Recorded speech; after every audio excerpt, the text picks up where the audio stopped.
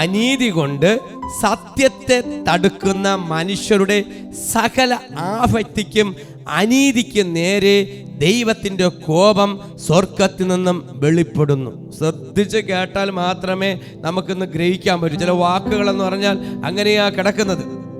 അനീതി കൊണ്ട് സത്യത്തെ തടുക്കുന്നു, മനുഷ്യന്റെ സകല ആപത്തിക്കും അനീതിക്ക് നേരെ ദൈവത്തിൻ്റെ കോപം. നോക്കണം, സത്യം അറിഞ്ഞിട്ടും സത്യത്തിൽ പ്രവർത്തിക്കാതെ അനീതിയുടെ കൂട്ടത്തിൽ പോകുമ്പോൾ എന്തുണ്ടാകും? ദൈവത്തിൻ്റെ കോപം വരും. നമ്മൾ പറയും കുഴപ്പമില്ല, സാരമില്ല, ഒരു പ്രശ്നമില്ല. നമുക്കൊരു വ്യവസ്ഥ വെച്ചിട്ടുണ്ട്. സത്യം അറിഞ്ഞാൽ സത്യത്തിന്റെ മാർഗത്തിലൂടെ അനീതിയിൽ പോകരുത്. ഹല്ലേലൂയ. അനീതി കൊണ്ട് അനീതി എന്ത് ചെയ്യുന്നു? സത്യത്തെ മറച്ചു കളയുന്നു. അനീതി ജീവിതത്തിൽ വരാൻ പാടില്ല. അനീതി സത്യത്തെ മറയ്ക്കുന്നു, വ്യവസ്ഥ മറയ്ക്കുന്നു, അത് തടുത്തു കളയുന്നു. മനുഷ്യന്റെ സകല ആപത്തിക്കും അനീതി നേരെ ദൈവത്തിന്റെ നോക്കണം. നീ ചെയ്യുന്ന അനീതി നിന്റെ അനുഗ്രഹത്തെ തടസ്സപ്പെടുത്തുന്നു. അങ്ങനെ വരുമ്പോൾ സത്യത്തിൽ വെളിപ്പെടാൻ കഴിയാതെ നാമേ ദൈവത്തിന്റെ കോപം സ്വർഗത്തിൽ നിന്നും വെളിപ്പെടുകയാണ്. നമ്മൾ സത്യത്തിന്റെ പക്ഷമല്ല എങ്കിൽ, അനീതിയുടെ പക്ഷത്തിലാണെങ്കിൽ സത്യം തടുത്തു കളയും. എപ്പോഴും സത്യം മാത്രമേ ദൈവം ആഗ്രഹിക്കുന്നു. അതാണ് സത്യവേദ പുസ്തകം. ബൈബിളിന് മാത്രമേ സത്യവേദ പുസ്തകം എഴുതിയിട്ടുള്ളൂ. വേറെ ഒരു പുസ്തകങ്ങൾക്കും സത്യവേദ പുസ്തകമൊന്നും എഴുതിയിട്ടില്ല. എത്രയോ ഗ്രന്ഥങ്ങളുണ്ട്. നമ്മളൊന്ന് ചിന്തിക്കണം, എന്തുകൊണ്ടാണ് മറ്റുള്ള ഗ്രന്ഥങ്ങൾക്ക് സത്യമൊന്നും ഇടാത്തത്?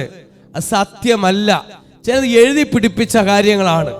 പക്ഷെ ബൈബിൾ എഴുതി പിടിപ്പിച്ചതല്ല, ചരിത്രമാണ്, നടന്ന കാര്യമാണ്, നടക്കാൻ പോകുന്ന കാര്യമാണ്, ഇത് ജീവനുള്ള കാര്യമാണ്. ഈ ഒരു വ്യക്തി ഭാരപ്പെട്ട് തകർന്നു കിടക്കുമ്പോൾ ബൈബിൾ തുറന്ന് വായിച്ചേ. നിങ്ങൾ ബൈബിൾ തുറന്ന് ആരെങ്കിലും, ചിലപ്പോൾ നമുക്ക് വചനം കേൾക്കാം, പ്രസംഗം കേൾക്കാം, യൂട്യൂബിലൂടെ കേൾക്കാം, ചിലപ്പോൾ ചാനലിലൂടെയൊക്കെ പ്രസംഗം കേൾക്കാം. പക്ഷെ അത് മാത്രം കൊണ്ട് തീരരുത്, അതിന് മാത്രം നിങ്ങൾ ഒതുങ്ങരുത്. ബൈബിൾ വായന ഒരു ശീലമാക്കണം. മനസ്സിലാവുന്നുണ്ട്? ബൈബിൾ വായന ഒരു ദിവസമെങ്കിൽ നിങ്ങൾ എത്ര പേജ് വായിക്കും? ഒരു ഓർഡർ വെക്കണം. പുതിയ നിയമത്തിൽ നിങ്ങൾ വായിക്കണം. ആദ്യം നിങ്ങൾ പുതിയ നിയമം പഠിക്കണം. പഴയതിൽ പിന്നെ പോകാം. പുതിയത് പഠിച്ചിട്ട് മാത്രമേ പഴയത് പോകാവൂ. അല്ലെങ്കിൽ പഴയതിൽ പഠിച്ചിട്ട് നിന്ന് കഴിഞ്ഞാൽ നിങ്ങളെ പിടിച്ചാൽ കിട്ടൂല. അതിൽ ഒരുപാട് കാര്യങ്ങൾ അന്നത്തെ പഴയ കാലങ്ങളുണ്ട്. ആമേ, ഹല്ലേലൂയ. അതുകൊണ്ട് കുഞ്ഞുങ്ങൾ ആദ്യമായിട്ടൊക്കെ ബൈബിൾ എടുക്കുന്നവര് പുതിയ നിയമം യേശുക്രിസ്തുവിന്റെ ജനനത്തിനനുസരിച്ച് മത്തായി സുവിശേഷം തുടങ്ങി വെളിപ്പാട് വരെ വായിക്കണം. നിങ്ങൾ ഒരു അധ്യായം വായിച്ചാൽ അത് മനസ്സിലായില്ലെങ്കിൽ ആവർത്തിച്ച് വായിക്കണം. എന്നിട്ട് ധ്യാനിക്കണം. ചുമ്മാ വെള്ളത്തിൽ പാല് വീട്ടിക്കൊണ്ട് പോകരുത്. വചനം നിങ്ങളെ തലയ്ക്കകത്ത് കയറണം. ദൈവം സംസാരിക്കണം.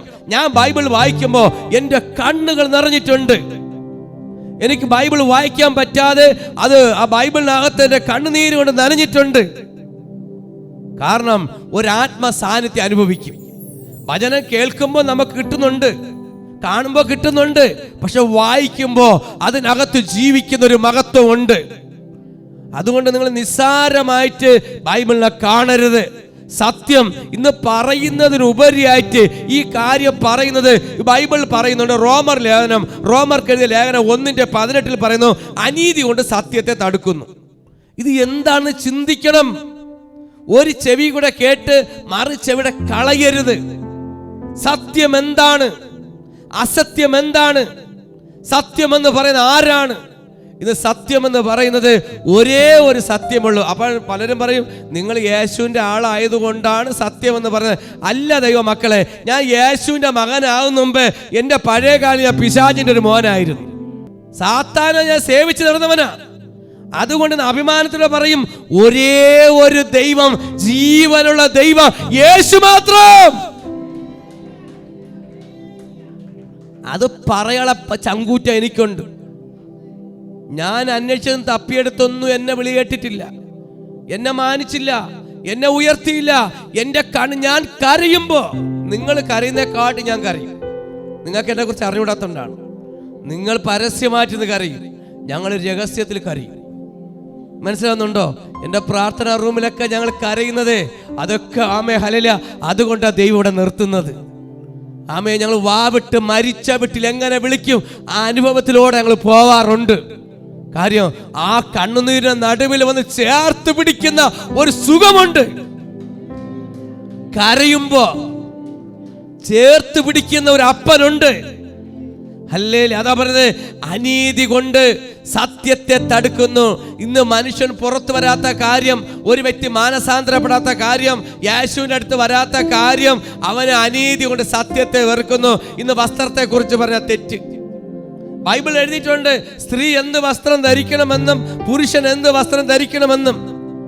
ഇന്ന് സഹോദരിമാർക്ക് തലയിൽ തുണിയിടുവാൻ ലജ്ജയാ. ഇന്ന് സഹോദരന്മാര് നൈറ്റിട്ടുള്ളതൊക്കെയാണ്. ഇന്ന് പല വസ്ത്രങ്ങൾക്കും പല രീതിയിലാണ്. ബൈബിൾ പറയുന്നുണ്ട് പുരുഷൻ എന്ത് വസ്ത്രം ധരിക്കണം, സ്ത്രീ എന്ത് വസ്ത്രം ധരിക്കണം. നിങ്ങൾ ചോദിക്കും എവിടെ എഴുതി വെച്ചിട്ടുണ്ടെന്ന്. 1 കൊരിന്ത്യർ 11 വ്യക്തമായിട്ട് വായിച്ചു നോക്കണം.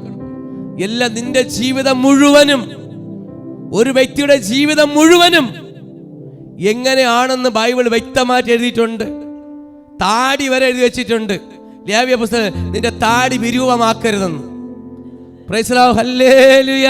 മാന്യമായ വസ്ത്രം, ആമേ, ഹല്ലേലൂയ. സ്ത്രീ മൂടുപടമിട്ട അത് യോഗ്യതയാണ്. അത് ഹല്ലേലൂയ. പുരുഷൻ തലമുടി വളർത്തിക്കഴിഞ്ഞാൽ അപമാനമാണ്. സ്ത്രീ മുടി വളർത്തിക്കഴിഞ്ഞാൽ അത് മാനമാണ്. ഇന്ന് സ്ത്രീകളെല്ലാം മൊട്ടയടിച്ചുകൊണ്ട് നടക്കുകയാണ്. ഹല്ലേലൂയ. ഇന്ന് അതില്ലെങ്കിലും 1000 ആൾക്കാർ ഇന്ന് ക്യാമറയുടെ ചാനലിലൂടെ കേൾക്കുന്നവരുണ്ട്. ഒരു സമൂഹത്തിന്റെ മധ്യമുണ്ട്. ഹല്ലേലൂയ. ഇന്ന് കയ്പായാലും നാളെ മധുരിക്കുന്ന ഒരു ദിവസമുണ്ട്. ഇന്ന് പല സത്യത്തെയും മറച്ചു പിടിച്ച്, സത്യം മറച്ചു പിടിക്കുമ്പോ ഇന്ന് പലർക്കും, മക്കൾക്കും അമ്മമാർക്കും, അല്ല അമ്മയ്ക്കും മക്കളെ തിരുത്തി കൊടുക്കാൻ പറ്റുന്നില്ല. ഒരു തെറ്റ് ചെയ്യുമ്പോ ബൈബിൾ എടുത്ത് പറയണം, മക്കളെ ഇത് ഇങ്ങനെയാണ്. നിന്റെ മുമ്പിൽ അമ്മേ മക്കള് വരുമ്പോൾ, മറ്റുള്ള വരുമ്പോൾ ബൈബിൾ തുറന്ന് ആ വാക്യം എടുത്ത് വായിക്കണം. അവർക്ക് സത്യത്തെ കുറിച്ച് പറയണം. സത്യം അനീതി കൊണ്ട് സത്യത്തെ തടുക്കുന്നു. ഇന്ന് ക്രിസ്ത്യാനികൾ ചെയ്യുന്ന ഏറ്റവും വലിയൊരു കാര്യം, എല്ലാ ക്രിസ്ത്യാനികളും അല്ല, കുറച്ച് ഭാഗം ആൾക്കാർ ചെയ്യുന്നത്, എല്ലാവരെയും നമുക്ക് ഉൾപ്പെടുത്താൻ പറ്റൂല. ഞാൻ പ്രസംഗിക്കുമ്പോൾ ഹിന്ദുക്കളായാലും ക്രിസ്ത്യാനിയായാലും മുസ്ലിങ്ങളായാലും ആരുമായിക്കോട്ടെ എല്ലാവരും അതിനകത്ത് ഉൾപ്പെടില്ല.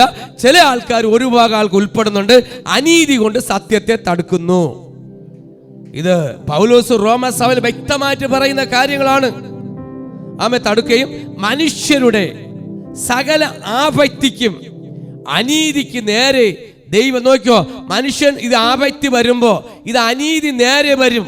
ഇത് നേരെ വരുമ്പോ അടുത്ത ദൈവം എന്താ ചെയ്യുന്നത്? ദൈവത്തിന്റെ കോപം സ്വർഗത്തിൽ നിന്ന് വെളിപ്പെടും.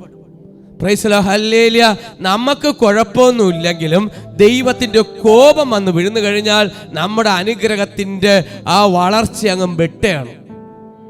ഉയർച്ചയില്ലാതെ നമ്മൾ പറയും എങ്ങനെയെങ്കിലും ഇങ്ങനെയൊക്കെ പോയാൽ മതി. ഇല്ല, നമ്മൾ അങ്ങ് തട്ടി പയ്യെ വിടും. പക്ഷെ ദൈവം വിടത്തില്ല. ദൈവം വിടത്തില്ല കുഞ്ഞെ, ദൈവം വിടത്തില്ല.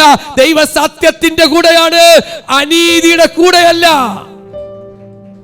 അതാണ് നമ്മൾ ഇപ്പൊ പാസ്റ്റർ ക്ഷമിച്ചു പോട്ടെ, സഭ ക്ഷമിച്ചു പോട്ടെ, പക്ഷെ നാട്ടുകാർ ക്ഷമിച്ചു പോട്ടെ, പക്ഷെ ദൈവം ക്ഷമിക്കത്തില്ല. ദൈവത്തിന് ക്ഷമിക്കാൻ പറ്റത്തില്ല. അതാ പറയുന്നത്, അനീതിക്ക് നേരെ ദൈവത്തിന്റെ കോപം സ്വർഗ്ഗത്തിൽ നിന്ന് വെളിപ്പെടുന്നു. അടുത്ത പറയുന്നത്, ദൈവത്തെ കുറിച്ചുള്ള അറിയുവാനുള്ള അവർക്കുള്ള വെളിവായിരിക്കുന്നു. എന്നാൽ 21 പറയുന്നു, അവർ ദൈവത്തെ അവർ അറിഞ്ഞിട്ടും അവനെ ദൈവമെന്ന് ഓർത്ത് മഹത്വീകരിക്കുകയോ നന്ദി കാണിക്കുകയോ ചെയ്യാതെ തങ്ങളുടെ നിരൂപണങ്ങളിൽ വ്യർത്ഥരായി തീർന്നു. അവരുടെ വിവേകമില്ലാത്ത ഹൃദയം ഇരുണ്ടുപോയി. അവരുടെ വിവേകമില്ലാത്ത ഹൃദയം ഇരുണ്ടുപോയി. ഇന്ന് ഇതിനകത്ത് പലരും സംഭവിച്ചതാണ്.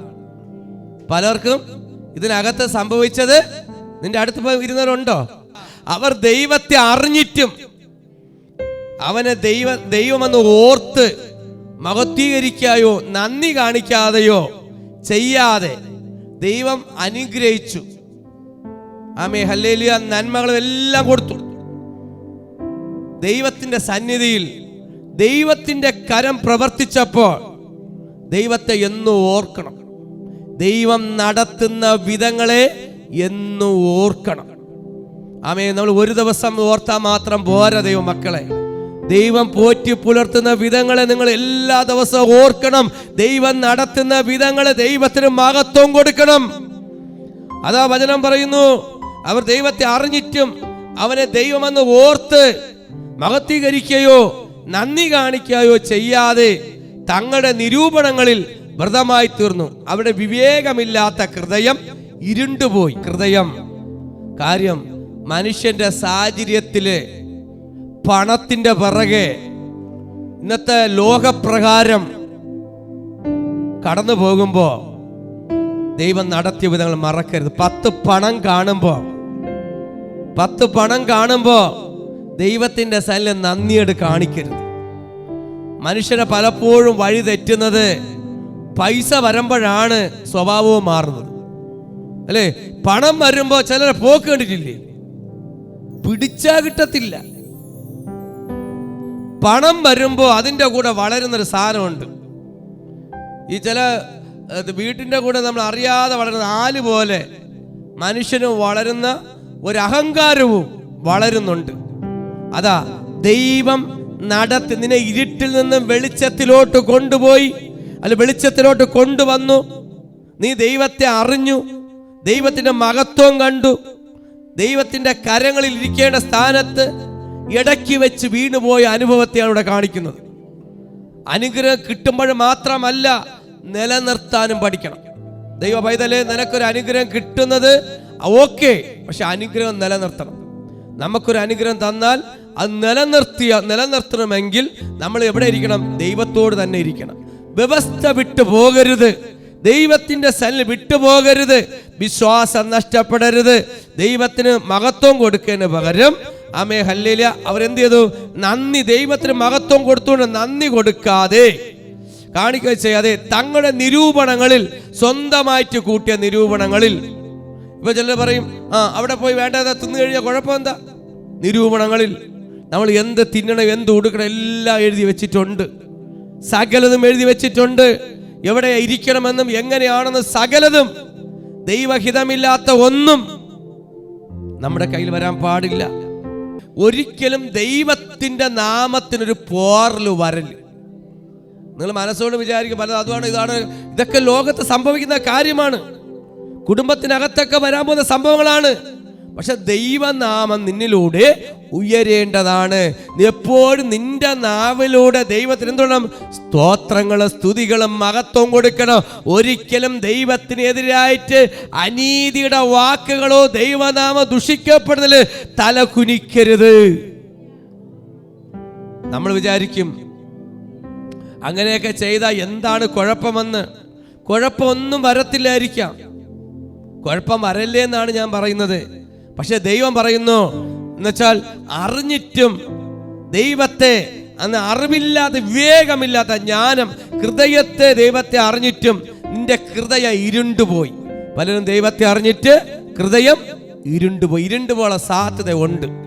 മനസ്സിലാവുന്നുണ്ടോ? ഹൃദയത്തെ ഇരുണ്ടുപോകുവാൻ എന്ന് വെച്ചാൽ അതിന് വീണ്ടും മനസ്സ് കട്ടിയായി പോകുവാൻ സാഹചര്യം. പലരും പറയുമ്പോൾ, തെറ്റ് പറയുമ്പോൾ അവരെ കൂടെ ചെന്നിരുന്ന് യെസ് ആണെന്ന് പറയരുത്. ഹല്ലേലൂയ. ഇങ്ങനെയുള്ള കൂട്ടത്തിന്റെ നടുവിൽ കടന്നു പോകുമ്പോൾ ആമേ നമ്മുടെ ഹൃദയത്തിന് എപ്പോഴും മഹത്വം കൊടുക്കുന്ന രീതിയിൽ നന്ദിയുള്ളവരായി ദൈവത്തിന്റെ സന്നിധിയിൽ നമ്മൾ എന്നും ദൈവത്തിന് മഹത്വം കൊടുത്തു പോകണം. ഹല്ലേലൂയ. അറിഞ്ഞിട്ടും, ദൈവത്തിനെ അറിഞ്ഞിട്ടും, അത് അറിയാതെ പറഞ്ഞിട്ടും വീണ്ടും പഴയ പടിയിലോട്ട് പോയി കഴിഞ്ഞാൽ കയറി വരാൻ ഭയങ്കര ബുദ്ധിമുട്ടാണ്. ഭയങ്കര ഒരു വലിയൊരു താഴ്ചയിലോട്ടാണ് പോകുന്നത്. അത് വരാതിരിക്കണം. അവിടെ ശ്രദ്ധയോടെ നമ്മൾ ഇരിക്കണം. അവിടെ ശ്രദ്ധയോടെ ദൈവത്തിൻ്റെ സന്നിധിയിൽ ശ്രദ്ധയോടെ നമ്മൾ ഇരുന്ന് ജാഗരിച്ച് നമ്മൾ ദൈവത്തിൻ്റെ സന്നിധിയിൽ നമ്മൾ ദൈവത്തിൻ്റെ മുറുകെ പിടിച്ച് ദൈവത്തെ വിട്ടു പോകത്തില്ല. ഞാൻ ദൈവത്തോട് വിട്ടു പോകത്തില്ല, ദൈവത്തിൻ്റെ സന്നിധി വിട്ടു പോകത്തില്ല. ഇന്നൊരു ആത്മഭാരം നമ്മുടെ ഹൃദയത്തിനകത്ത് അപ്പന് ഇഷ്ടമില്ലാത്ത ഒരു കാര്യത്തിലും ഞാൻ കൈവയ്ക്കത്തില്ല, കാല് വയ്ക്കത്തില്ല. ദൈവത്തിന് വിപരീതമായി ദൈവനാമം ദുഷിക്കുന്ന രീതിയിൽ ഒരിക്കലും തല കുനിക്കത്തില്ല എന്ന് പറയത്തക്ക വണ്ണം നമ്മളെ ഹൃദയത്തെ ഉറപ്പിക്കണം. മാർക്കോസ് സുവിശേഷം 8:38 പറയുന്നു, മാർക്കോസ് 8:38 പറയുന്നു, വ്യഭിചാരവും പാവവും ഉള്ള ഈ തലമുറയിൽ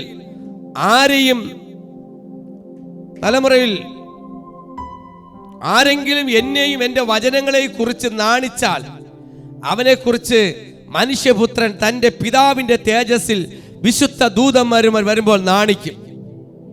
പ്രൈസ് ദി ലോർഡ്, ഹല്ലേലൂയ. വചനം പറയുന്നു, വ്യഭിചാരവും പാവമുള്ള ഈ തലമുറയിൽ ആരെങ്കിലും എന്നെയും എൻ്റെ വചനത്തെ കുറിച്ച് നാണിച്ചാൽ അവനെക്കുറിച്ച് മനുഷ്യപുത്രൻ തൻ്റെ പിതാവിൻ്റെ തേജസ്സിൽ വിശുദ്ധ ദൂതരുമായി നാണിക്കും. നമ്മൾ അപ്പനെ നാണിപ്പിക്കുന്ന രീതിയിൽ, ഹല്ലേലൂയ. ഇന്ന് ദൈവം എവിടെ നാണിക്കും? നമ്മൾ മാത്രമല്ല നാണിക്കുന്നത്, ദൈവം നാണിക്കും. ഹല്ലേലൂയ. മറ്റുള്ളവരുടെ മുമ്പിൽ തലകുനിക്കുന്ന നമ്മളല്ല, ദൈവമാണ് തലകുനിക്കുന്നത്. ദൈവത്തിന്റെ സ്ഥലം വഴി വിട്ടു പോകുമ്പോ ആരെ തലയാ കുനിയുന്നത്? ദൈവത്തിന്റെ തലകുനി. ദൈവത്തിന്റെ തലകുനിഞ്ഞാ പിന്നെ പറയണോ? പറയേ വേണ്ട. Price the lord, hallelujah. ദൈവത്തിന്റെ തല കുനിയുന്ന രീതിയിൽ ഇന്ന് എന്തെങ്കിലും പാപത്തിൽ അകപ്പെട്ട് കിടക്കുന്നുണ്ടെങ്കിൽ, ആമേ, ദൈവത്തിന് പറഞ്ഞ, അപ്പാ നീ എന്നെ വിളിച്ചിരിക്കുന്നത് തല ഉയർത്തുവാനാണ്. നീ തല ഉയർത്തിയാൽ ദൈവവും തല ഉയർത്തിപ്പിടിക്കും. ആമേ, നമ്മൾ ചെയ്യുന്ന പ്രതിഫലം ഏത് നിലവാരത്തിലാണോ നമ്മൾ ചെയ്യുന്നത്, ആ നിലവാരത്തിലായിരിക്കും ദൈവം പ്രവർത്തിക്കുന്നത്. അതുകൊണ്ട് 2 തിമോത്തിയോസ് 1:8 പറയുന്നു, നമ്മുടെ കർത്താവിൻ്റെ സാക്ഷ്യത്തെയും അവൻ്റെ ബദ്ധനായ എന്നെയും കുറിച്ച് ലജ്ജിക്കാതെ സുവിശേഷത്തിനായി ദൈവശക്തിക്ക് ഒത്തവണ്ണം നീയും എന്നോടുകൂടി കഷ്ടം സഹിക്കുക. ഹല്ലേലൂയ, ആമേ, ഹല്ലേലൂയ. അതുകൊണ്ട് നമ്മുടെ കർത്താവിൻ്റെ സാക്ഷ്യത്തെയും അവൻ്റെ ബദ്ധന്മാരെ എന്നെയും കുറിച്ച് അവൻ പറയുന്നു, ലജ്ജിക്കാതെ. നീ ലജ്ജിക്കരുത്, സുവിശേഷം ലജ്ജിക്കരുത്. സുവിശേഷത്തിനായി ദൈവശക്തിക്ക് ഒത്തവണ്ണം നീ എന്നോടുകൂടി കഷ്ടം സഹിക്കണം. Price the Lord. ഇപ്പോൾ ഒരു കഷ്ടം സഹിക്കുന്നുണ്ടെങ്കിൽ, എന്തെങ്കിലും ദൈവത്തെ അറിഞ്ഞിട്ടൊരു കഷ്ടം സഹിക്കുന്നുണ്ടെങ്കിൽ, ആമേ, ഹല്ലേലൂയ, അത് പറ. നല്ലത്. ദൈവത്തെ അറിഞ്ഞിട്ട് കഷ്ടം സഹിക്കുന്നതും അറിയാതെ കഷ്ടം സഹിക്കുന്നതും രണ്ടും രണ്ടാണ്. ദൈവത്തെ അറിഞ്ഞിട്ടൊരു കഷ്ടത സഹിച്ചാൽ നിനക്കൊരു അനുഗ്രഹമാണ്. ദൈവത്തെ അറിയാതൊരു കഷ്ടത സഹിച്ചാൽ അതൊരു കഷ്ടതകാലമാണ്. അറിഞ്ഞിട്ടാണ് ഒരു കഷ്ടം നിങ്ങൾ അനുഭവിക്കുന്നുണ്ടെങ്കിൽ, ഒരു ബുദ്ധിമുട്ട് നിങ്ങൾ അനുഭവിക്കുന്നുണ്ടെങ്കിൽ, യേശുവിനെ അറിഞ്ഞിട്ടാണ് ഇത്തിരി പ്രയാസം ഞെരുങ്ങുന്നുണ്ട്, ബുദ്ധിമുട്ടുണ്ട്, പ്രതീക്ഷിക്കും പോലെ കാര്യങ്ങൾ നടക്കുന്നില്ല എന്ന് പറഞ്ഞാൽ നിനക്കൊരു വിടുതലുണ്ട്. ഒരു ഞെരുക്കത്തിലൂടെ ഒരു വിടുതൽ നിനക്ക് ദൈവം തരുന്നുണ്ട്. ഒരു ഞെരുക്കത്തിലൂടെ നിനക്ക് വരുന്നുണ്ട്. കഷ്ടം സഹിക്കാൻ നീ പറഞ്ഞു, അത് ലജ്ജിക്കേണ്ട കാര്യമില്ല. ദൈവം നിന്നെ ലജ്ജിപ്പിക്കാൻ ഇട വരുത്തില്ല. ദൈവ ദിവസങ്ങളിൽ ദൈവത്തിന്റെ ആത്മ പറയുന്നു, നീ ലജ്ജിച്ചു പോകത്തില്ല. അവങ്കലേക്ക് നോക്കിയവർ പ്രകാശിതന്റെ മുഖം ലജ്ജിച്ചു പോകത്തില്ല. യേശുവിന്റെ മുഖത്തേക്ക് നോക്കിയാൽ, നീ യേശുവിനെ നോക്കി ഇറങ്ങിയിട്ടുണ്ടെങ്കിൽ, ഇന്ന് വിശ്വാസത്തോടെ ഇതിനകത്ത് വന്നിട്ടുണ്ടെങ്കിൽ, ഇന്ന് വിശ്വാസത്തോടെ ചാനൽ കാണുന്നുണ്ടെങ്കിൽ, നീ ലജ്ജിച്ചു പോകത്തില്ല. സത്യവചനമാണ് നിങ്ങൾ കേട്ടുകൊണ്ടിരിക്കുന്നത്. കാരണം സത്യം എപ്പോഴും നിന്നെ വഴി നടത്തും, അസത്യം നിന്നെ എപ്പോഴും പാപത്തിൽ കൊണ്ടിടും. ഒരു മനുഷ്യനെ 2 റൂട്ടിലാണ് കൊണ്ടുപോകുന്നത്.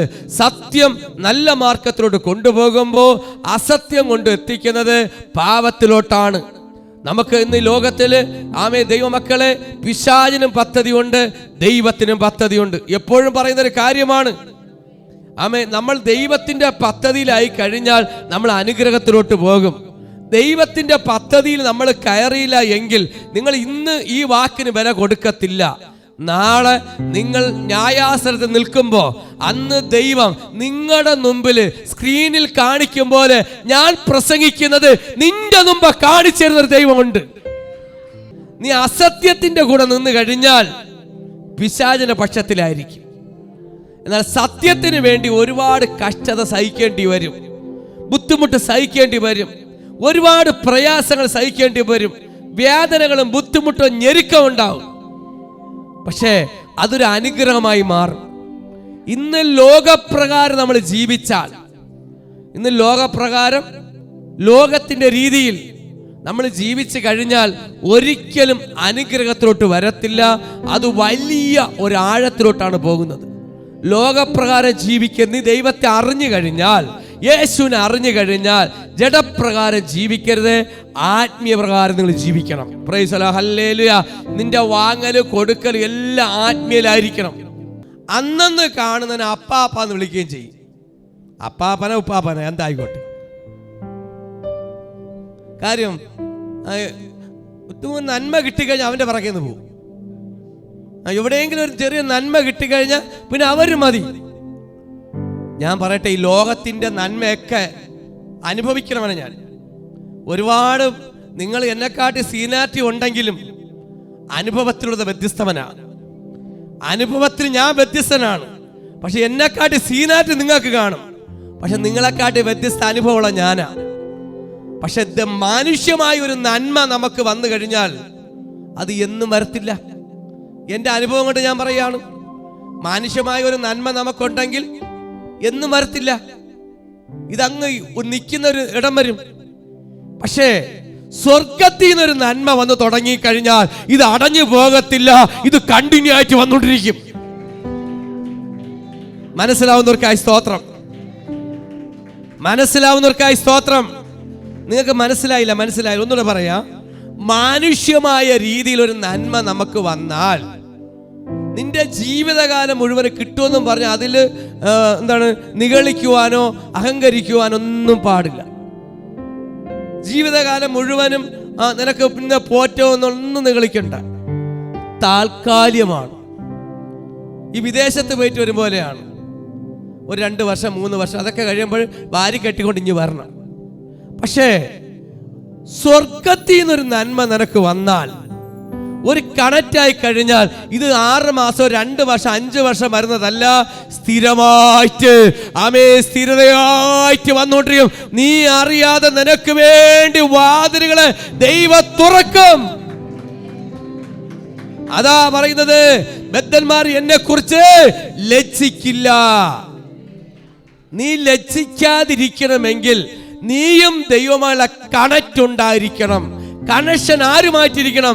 നീയും യേശുമായൊരു കണക്ഷൻ ആയിരിക്കണം. അല്ല നാട്ടുകാരുമായിട്ടുള്ള കണക്ഷൻ കൊടുക്കരുത്, ബാങ്കുമായിട്ട് കണക്ഷൻ കൊടുക്കരുത്.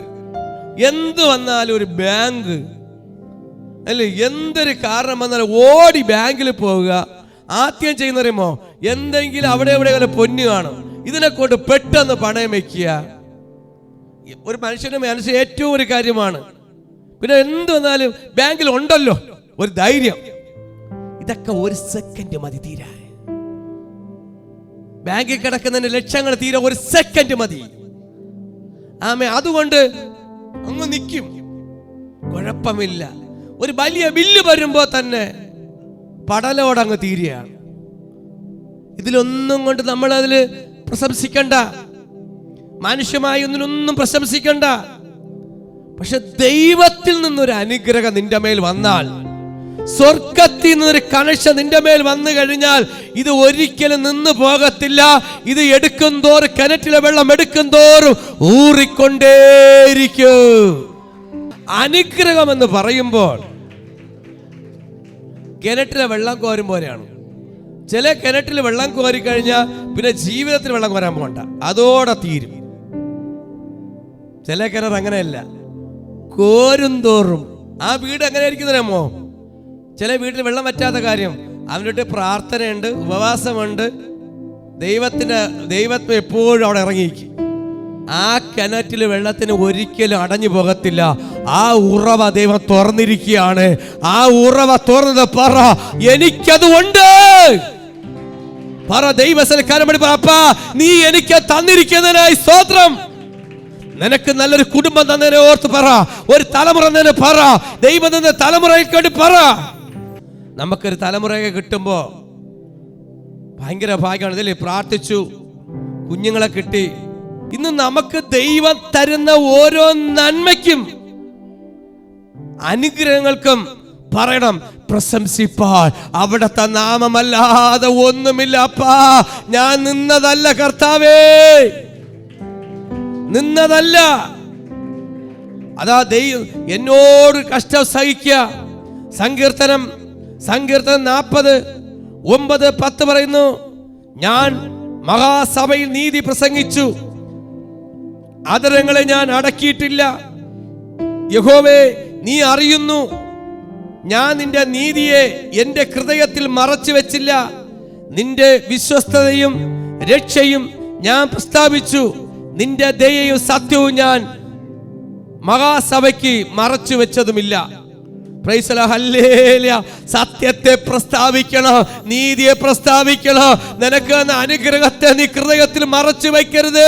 ദൈവത്തിന്റെ സന്നിധിയിൽ നീ എപ്പോഴും നന്ദിയുള്ളവരായിരിക്കണം. സങ്കീർത്തനം പറയുന്നു, മഹാസഭയിൽ മറച്ചു വെച്ചില്ല. പലരും അനുഗ്രഹം കിട്ടുമ്പോൾ മറച്ചു വെക്കും. ഞാൻ എപ്പോഴും പറയുന്നു, നമ്മുടെ സന്തോഷം നമ്മൾ അപ്പൻ്റെ കൂടെ ആയിരിക്കണം. ദൈവത്തിൻ്റെ കൂടെ ഇരുന്ന് സന്തോഷിച്ച് കഴിഞ്ഞാൽ നമുക്ക് ഒരിക്കലും ദുഃഖിക്കേണ്ടി വരത്തില്ല. ഹല്ലേലൂയ. ഇന്ന് പല ജാതികളും വലിയ ക്ലബ്ബുകളിലും വലിയ വലിയ മണ്ഡപങ്ങളൊക്കെ വെച്ച് ഫംഗ്ഷൻ നടത്തും. 2 ദിവസമൊന്നും കഴിയണ്ട, ചിലപ്പോൾ അന്ന് തന്നെ ഒരു അടി ഉറപ്പാണ്. ചിലപ്പോൾ രാത്രി തന്നെ ഒരു സൂപ്പർ അടി നടക്കും. കാര്യം, മണ്ഡപത്തിന്റെ ഫ്രണ്ടില് നല്ല കളറും ജ്യൂസും ഒക്കെ കൊടുക്കും. അതിന്റെ ബാക്കില് മദ്യം നല്ല ചേർന്ന സാധനവും കൊടുക്കും. ഇത് മറക്കരുത്, പല ഭവനങ്ങളുള്ള കാര്യങ്ങളാണ്. പല ക്ലബ്ബുകളിലും വലിയ മണ്ഡപങ്ങളിലൊക്കെ നാരങ്ങ വെള്ളം, തണ്ണിമത്തങ്ങ വെള്ളം, നിങ്ങൾ ഇനിയിപ്പോൾ പോകുമ്പോഴൊക്കെ കാണാം. തണ്ണിമത്തങ്ങ വെള്ളം, ഇനിയിപ്പോൾ പല ഐറ്റം കളർ വെള്ളം ഫ്രണ്ടിൽ കൊടുക്കും. ബാക്കില് ആദ്യം ഫ്രണ്ടില് ബോധം തരും, ബോധം വിഴാൻ വേണ്ട സാധനം. അതിന്റെ ബാക്കില് ബോധം കെടുന്ന സാധനമുണ്ട്. നിങ്ങളെ കൂടെ അണ്ണന്മാർ ചേച്ചിമാരൊക്കെ തിരിച്ച് വണ്ടി കയറുമ്പോൾ നോക്കിക്കോണം അവന്റെ വരവ് എങ്ങനെയാണെന്ന്. Price the lord, hallelujah. ഒരിടത്ത് 2 കച്ചവടം, ആമേൻ, ഹല്ലേലൂയ. പക്ഷെ ആത്മീയ സഭയില് ഒന്നേ ഉള്ളൂ. ആത്മീയ സഭയില് ഒന്നേ ഉള്ളൂ, അല്ലേ? ഇങ്ങനെ കൂടുന്ന കൂട്ടത്തിലെ തലേ ദിവസം ഒരടി ഞാൻ പറഞ്ഞ് പ്രഖ്യാപിക്കണില്ല, നടക്കുന്ന കാര്യമാണ്. അല്ലെങ്കിൽ പിറ്റേ 2 ദിവസം കഴിയുമ്പോൾ മൊത്തത്തിൽ അടിയായിരിക്കും. ഒന്നിലും ഇടറിപ്പോകരുത്. നിന്റെ മനസ്സിനൊന്ന് ഉറപ്പിക്കണം. നീ ഇടറിപ്പോകുന്ന സമയം, നീ വേദനയുടെ നടുവില്, ആ വേദനയുടെ നടുവിൽ നിങ്ങൾ കടന്നു പറയണം, ഇതൊന്നും എന്നെ തൊടത്തില്ല, എന്റെ യേശു എന്റെ കൂടെ ഉണ്ട്. അതൊക്കെ മറ്റുള്ളവർ അനുഭവിക്കുമ്പോ, ആ വലിയ വേദന സഹിക്കുമ്പോ പറ, ഇതൊന്നും എന്നെ തൊടത്തില്ല. ദൈവത്തെ അറിഞ്ഞിട്ട് അസമാധാനം അനുഭവിക്കുന്നവരുണ്ടല്ലേ, അവരെ നെഞ്ചൊക്കെ പൊട്ട നോക്കിക്കൊള്ളണം. ഞാൻ ഇന്നലെ വീട്ടിൽ പറഞ്ഞു, മുട്ട കൊണ്ട് വെച്ചിരുന്നെങ്കിൽ ഓംപ്ലേറ്റ് ആയിട്ട് വീഴുമായിരുന്നു. ദൈവത്തെ അറിഞ്ഞിട്ട് അസമാധാനം അനുഭവിക്കുന്ന ഒരുപാടുണ്ട്. പക്ഷെ ദൈവത്തെ അറിഞ്ഞ ഒരു പൈതലേ, നിന്റെ ജീവിതത്തിൽ ഓംപ്ലേറ്റും ആവൂല, ബുൾസി ആവൂല, അപ്പൻ കൂടെ ഉണ്ട്. ഹല്ലേലൂയ. കാരണം ഇന്നലെ എന്നെ ഹരിയാനയിൽ നിന്ന് പാസ്റ്റർ വിളിച്ചു പറഞ്ഞു, എൻ്റെ മോളെ എൻഗേജ്മെന്റ് എല്ലാവർക്കും ഭയങ്കര അതിശയമായി. ഒരുപാട് പാസ്റ്റർ വിളിച്ച് ഭയങ്കര അഭിപ്രായം പറഞ്ഞു. ഞാൻ പറഞ്ഞു, പാസ്റ്റർ സഹിച്ച കഷ്ടതയും പാസ്റ്റർ സഹിച്ച വേദനയും വലുതായതുകൊണ്ട് ഒരു രാജകീയ അവിടുത്തെ ഒരു വിവാഹത്തിന്റെ അറേഞ്ച്മെന്റ് നടന്നത്. ഇത് പറഞ്ഞപ്പോൾ പറയുന്നു, ഇത് ഞാൻ മാത്രമല്ല പറഞ്ഞത്, ഒരുപാട് ദൈവദാസന്മാര് പറഞ്ഞു. ഒരു കഷ്ടത സഹിക്കുന്നത് കൊണ്ടും, ഒരു നിന്ദ സഹിക്കുന്നത് കൊണ്ടും, ഒരു ബുദ്ധിമുട്ട് സഹിക്കുന്നതും നിന്റെ ആവശ്യത്തിന്റെ മേൽ ദൈവം അവിടെ ഇറങ്ങി നിൽക്കും. നീ ഭാരപ്പെടേണ്ട കാര്യമില്ല. ഇതാ പറയുന്നു 1 പത്രോസ് 4:16 പറയുന്നു, ക്രിസ്ത്യാനിയായിട്ട് കഷ്ടം സഹിക്കേണ്ടി വന്നാലും ലജ്ജിക്കുന്നത് നാമം ധരിച്ചുകൊണ്ട് ദൈവത്തെ മഹത്വപ്പെടുക്കേണ്ട വേണ്ട അത്രേ. ശ്രദ്ധിച്ച് കേക്ക്. 1 പത്രോസ് 4:16 പറയുന്നു, ക്രിസ്ത്യാനിയായിട്ട് കഷ്ടം സഹിക്കേണ്ടി വന്നാലും ക്രിസ്ത്യാനിയായിട്ട്, ശ്രദ്ധിച്ച് കേൾക്കണം, ഇപ്പം പലരും ക്രിസ്ത്യാനിയായിട്ടല്ല, ബന്ധിക്കോസുകാരനായിട്ടും ബന്ധിക്കോസുകാരിയായിട്ടും കഷ്ടം സഹിക്കേണ്ടി വന്നാലും ഏത് കോഴ്സ് ആയാലും യേശുവിനെ അറിഞ്ഞാൽ മതി. ഹല്ലേലൂയ. ഏത് കോഴ്സ് ആയാലും യേശുവിനെ അറിഞ്ഞിട്ടൊരു കഷ്ടം സഹിക്കേണ്ടി വന്നാൽ, ഞാൻ അവസാന നിമിഷങ്ങളോട് വരാൻ പോവുകയാണ്, പിടിച്ചെടുത്തോളണം. ഇപ്പൊ ഇത് അനുഭവത്തിലൂടെ പോകുന്നോട് പറയാ, നീ യേശുവിനെ അറിഞ്ഞിട്ട് അഭിമാനത്തോടെ പറയണം. ആര് ചോദിച്ചാലും പറയണം, ഞാൻ യേശുവിന്റെ മോളാണെന്ന്. ഇലക്ഷനൊക്കെ വരുമ്പോൾ വരാൻ പോവുകയാണ്, ഇലക്ഷൻ വരാൻ പോവുകയാണ്, കാര്യം കാണാൻ വേണ്ടി അങ്ങോട്ട് ചോദിച്ചാൽ പണി കിട്ടും, പണി കിട്ടും. നിനക്ക് അതൊരു ആടും കൂടും വീടും അതൊക്കെ തരാന്ന് പറയാൻ വരും, പണി കിട്ടും. അതുകൊണ്ട് കാല് മാറിപ്പോ. നിന്റെ പറയുന്നിടത്ത് ദൈവമുണ്ട്. നീ ആരാ മോളാണെന്ന് വ്യക്തമായിട്ട് മോനായിട്ട് പറയണം. നീ ഇപ്പൊ എവിടെയാണ് ആരാധിക്കണം വ്യക്തമായിട്ട് പറഞ്ഞുകൊള്ളണം. ദൈവം നിന്നെ നിർത്തിയ സ്ഥലവും പറഞ്ഞുകൊള്ളണം. ചോദിച്ചാൽ പറഞ്ഞാൽ മതി, അല്ലെങ്കിൽ പറയില്ലേ. ക്രിസ്ത്യാനിയായിട്ട് കഷ്ടം സഹിച്ചാൽ, സഹിക്കേണ്ടി വന്നാലും നീ ലജ്ജിച്ചു പോവില്ല. പറഞ്ഞാൽ നീ ദൈവത്തെ അറിഞ്ഞിട്ടൊരു കഷ്ടം സഹിച്ചാൽ, ഒരു രോഗം വന്നാൽ നീ ലജ്ജിച്ചു പോകത്തില്ല. ദൈവം നിന്നെ സൗഖ്യമാക്കും, ദൈവം നിന്നെ എഴുന്നേൽപ്പിക്കും, ദൈവം നിന്നെ വിടുവിക്കും, നിന്റെ കണ്ണുനീരിന് മറുപടി തരും. നീ ദൈവത്തെ അറിഞ്ഞിട്ടൊരു കഷ്ടതയാണോ സഹിക്കുന്നത്, ഒരു പട്ടിണിയാണോ കിടക്കുന്നത്? ഇല്ല, ദൈവം നിന്റെ കൈ പിടിക്കും മോനെ. നീ തകർന്നു പോകത്തില്ല, നീ നശിച്ചു പോകത്തില്ല, ലജ്ജിക്കേണ്ടി വരത്തില്ല. ഈ നാമം ധരിച്ചുകൊണ്ട് ദൈവത്തെ മഹത്വപ്പെടുത്താൻ വേണം. അയ്യോ, ക്രിസ്ത്യാനിയായിട്ട് അറിഞ്ഞു, യേശുവിനെ സ്വീകരിച്ചു, കർത്തൃമേശ എടുത്തു, മരിക്കുമ്പോ എവിടെ കൊണ്ടുവയ്ക്കും? ആ ഒരു വേദന യേശുവിന്റെ അടുക്കൽ വരാൻ പറ്റണില്ല. മരിക്കുമ്പോ എന്നെ എവിടെ കൊണ്ടുവയ്ക്കും? ആരൊക്കെ എൻ്റെ അടുത്ത് വന്നിരിക്കും? ഈ ചിന്തയായിട്ട് പോണവരുണ്ട്. പിന്നെ 16 ദിവസം കഴിയുമ്പോ വല്ല വിളിച്ച് ഊണ് വല്ല തരുവോ? ഈ ഒരു ചിന്തയിലാ കിടക്കുന്നത്.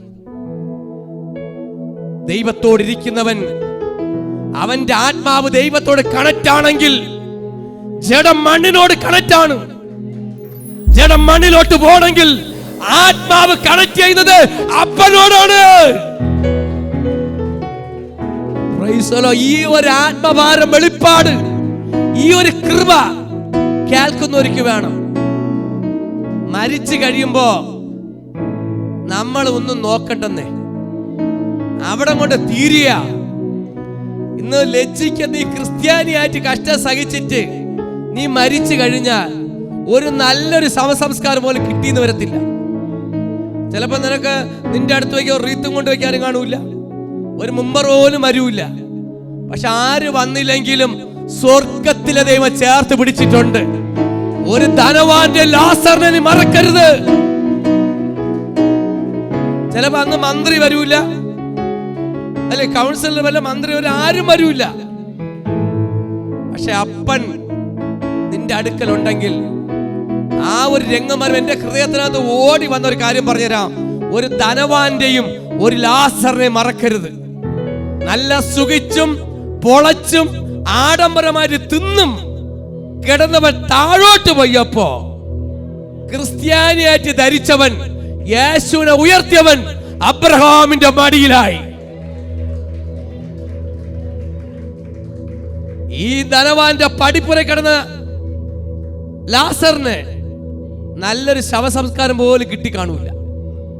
ആരും ഇല്ലാത്തവൻ, അഡ്രസ്, അനാഥൻ, നായ്ക്കൾ വീഴുന്ന മിച്ചം വരുന്ന ആഹാരം തിന്നവൻ.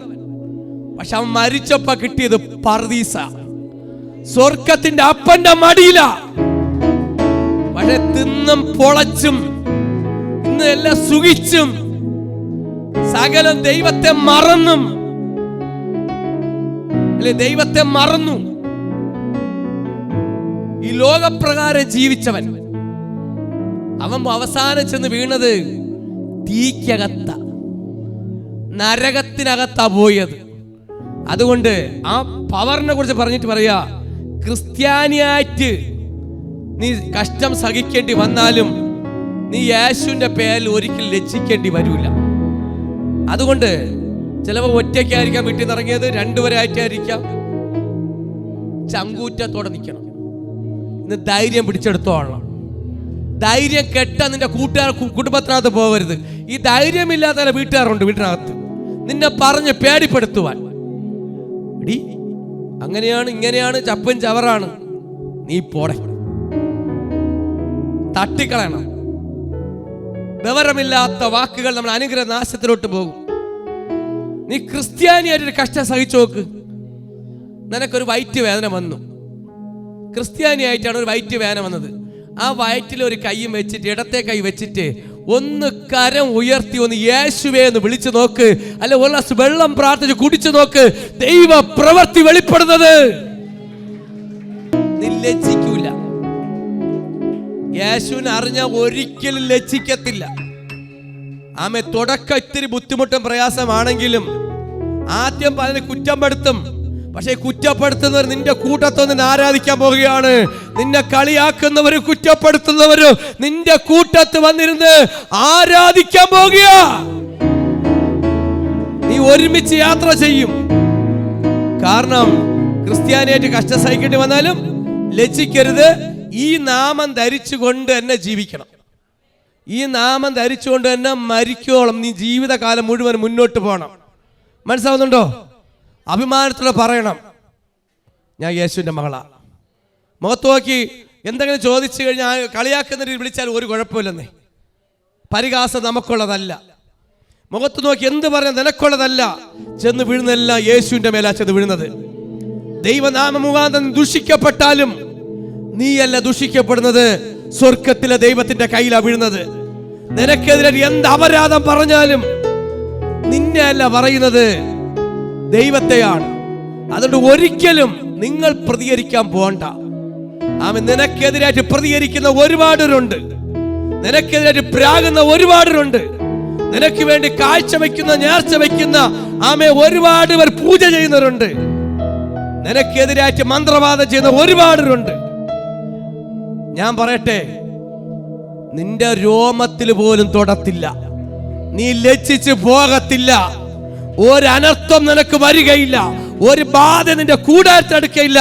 സങ്കീർത്തനം 91 പറയുന്നു, നീ ലജ്ജിച്ച് പോകത്തില്ല. യേശുവിനെ അറിഞ്ഞത് നശിക്കാനല്ല, തല കുനിക്കാനല്ല, തല ഉയർത്താനാണ്.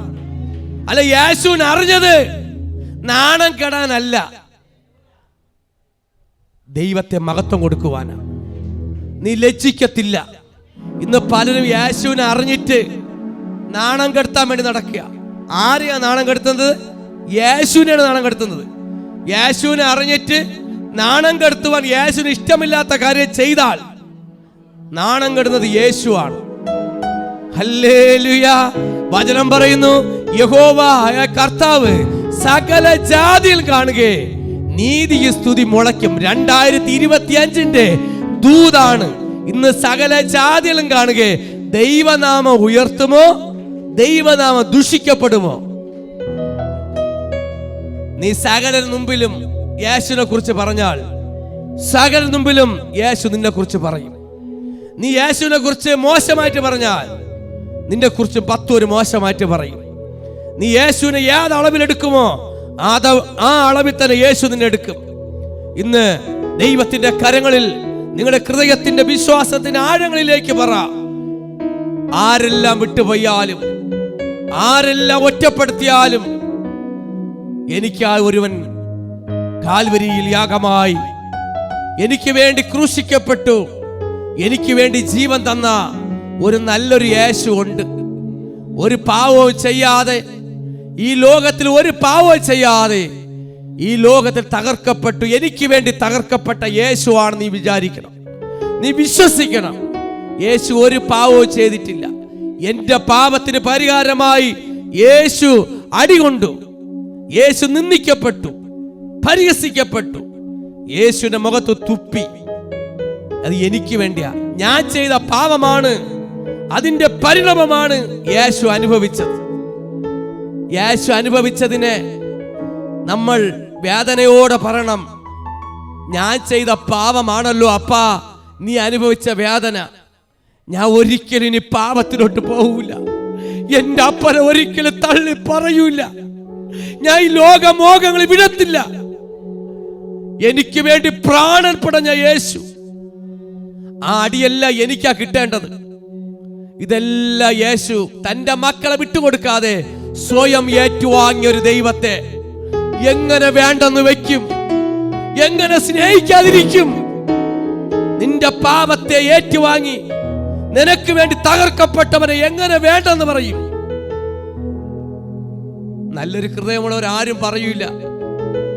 ഒരു നല്ല അല്പമെങ്കിലും മനസാക്ഷി ഉണ്ടെങ്കിൽ, യേശുവിന്റെ സ്നേഹ ഹൃദയത്തിന് അല്പമെങ്കിലും ഉണ്ടെങ്കിൽ യേശുവിനെ വേണ്ടെന്ന് ആരും പറയൂല.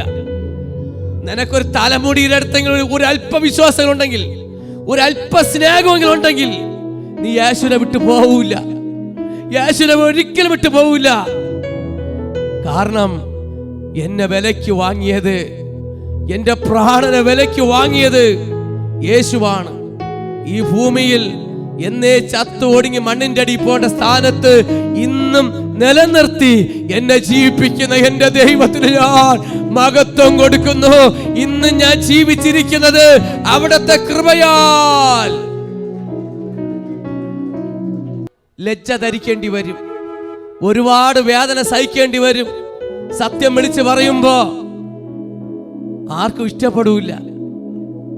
പലർക്കും സത്യത്തിന്റെ കൂടെ അല്ല നിൽക്കേണ്ടത്, അസത്യത്തിലൂടെ നിൽക്കാനാണ് ഇഷ്ടം. എന്തൊക്കെ സഹിച്ചാലും ഏതൊക്കെ സഹിക്കേണ്ടി വന്നാലും ദൈവം നിർത്തിയത് കൊണ്ടാണ് നിൽക്കുന്നത്. ഞാൻ നിന്നതല്ല. സ്വർഗത്തിന്റെ സർട്ടിഫിക്കറ്റ് എനിക്ക് മതി. ഇവിടത്തെ ഗവൺമെന്റിന്റെയോ പഞ്ചായത്തിന്റെയോ കോർപ്പറേഷന്റെയോ ഒരു സർട്ടിഫിക്കറ്റ് നമുക്ക് വേണ്ട. നമുക്ക് യേശുവിന്റെ സർട്ടിഫിക്കറ്റ് മതി. ഇവിടത്തെ ഗവൺമെന്റിന്റെ സർട്ടിഫിക്കറ്റ് കൊണ്ട്, ഇവിടുത്തെ ആധാർ കൊണ്ട് ഇവിടെ ജീവിക്കാനേ പറ്റൂ.